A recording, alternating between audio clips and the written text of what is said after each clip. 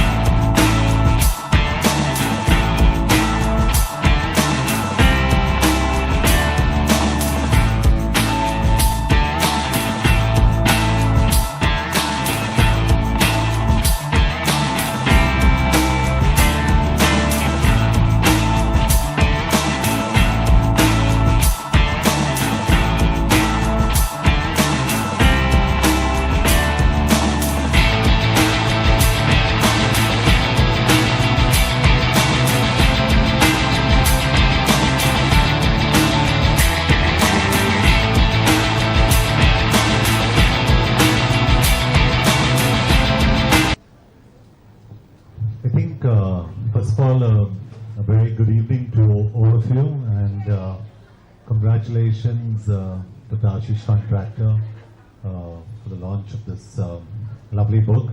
I think health for me, I've always said is, being an actor, you're not just a model, you're a role model, and it's very important to lead by lifestyle. And for me, I wake up really early in the morning, embarrassingly early, and sometimes I don't know what to do, but I wake up at 4:30, I train. My day begins by 6:30, 7 o'clock. And I usually sleep by 9:30. That's pretty early because I have my dinner early in case I'm not working. And it's something that's very important, especially for the young kids out here that are very impressionable, and everyone at large. I don't drink, I don't smoke, I've never done drugs, and I think it's something that I don't scream out about, but I think somewhere down the line it's helped me in my lifestyle. And I think good health is about good food, a good exercise routine, and good sleep. So I always say it's like a tripod stand. Without one, you kind of collapse, and it's important to have, you know, all three in your life. Thank you. You've had a chance to go through the book before the others have. Was there anything that particularly stood out for you that you'd like Dr. Contractor to elaborate on, to clarify, to speak about? Yeah, actually, there was an article that was very reminiscent of what page was it, 12, 13? There's an article that was very, one of the chapters on risk factors that was very reminiscent of something that happened in my life. And here it says that, here it speaks about, you know, your doctors keep telling me to quit smoking, but look at my uncle Dinshaw. You know, he smoked 1 packet a day, red meat, you know, eggs and, you know, alcohol, etc., everything, and he survived till the ripe old age of 92.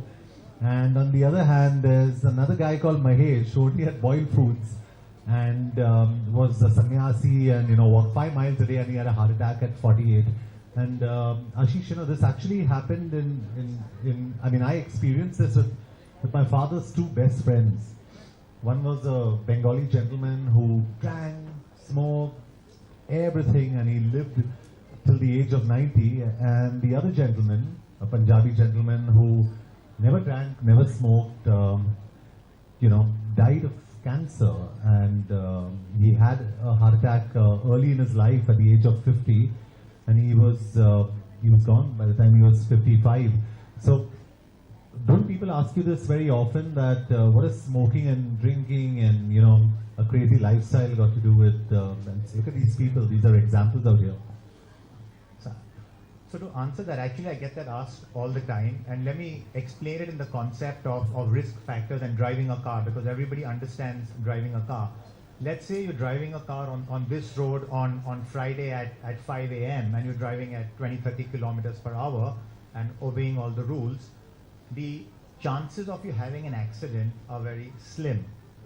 But let's say instead it was 5 o'clock in the evening on a Friday, there's lots of traffic, you're driving really fast, you may be talking on the phone while driving, you've had a drink or two, there's water on the road, the chances of you having an accident increase. So, you know, sort of drinking and driving, talking on the phone, you know, speeding, rash driving, they're all risk factors for having an accident. But it is possible that sometimes people drive crazily and nothing happens, like the Bengali gentleman your dad knew, who sort of did everything wrong and still survived. Absolutely, yeah. And sometimes you do everything right, you're driving carefully, and you still have a problem. So that's, you know, 5% of the people do everything right and still have a problem, and there are 5% of the people who do everything wrong and they don't have the problem. The rest of us fall in that 90%.